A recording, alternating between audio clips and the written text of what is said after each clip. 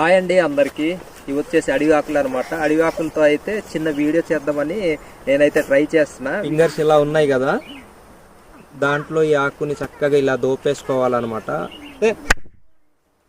ఈ ఆకులు అయితే హోల్స్ ఉండకూడదు అనమాట. ఇందాక ఒక్క ఆకుతో ట్రై చేసాం, ఇప్పుడు రెండు ఆకులు ట్రై చేద్దాం.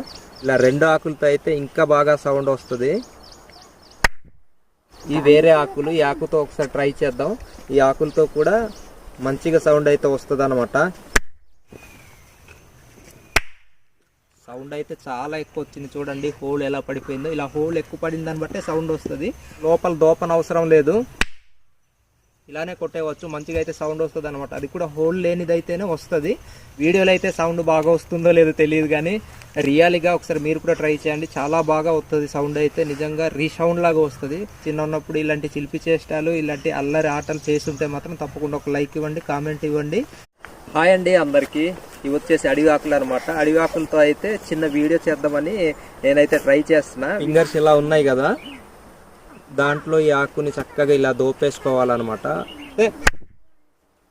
ఈ ఆకులు అయితే హోల్స్ ఉండకూడదు అనమాట. ఇందాక ఒక్క ఆకుతో ట్రై చేసాం, ఇప్పుడు రెండు ఆకులు ట్రై చేద్దాం. ఇలా రెండు ఆకులతో అయితే ఇంకా బాగా సౌండ్ వస్తుంది.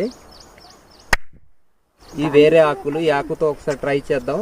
ఈ ఆకులతో కూడా మంచిగా సౌండ్ అయితే వస్తుంది అనమాట. సౌండ్ అయితే చాలా ఎక్కువ వచ్చింది చూడండి. హోల్ ఎలా పడిపోయిందో, ఇలా హోల్ ఎక్కువ పడిన దాన్ని బట్టే సౌండ్ వస్తుంది.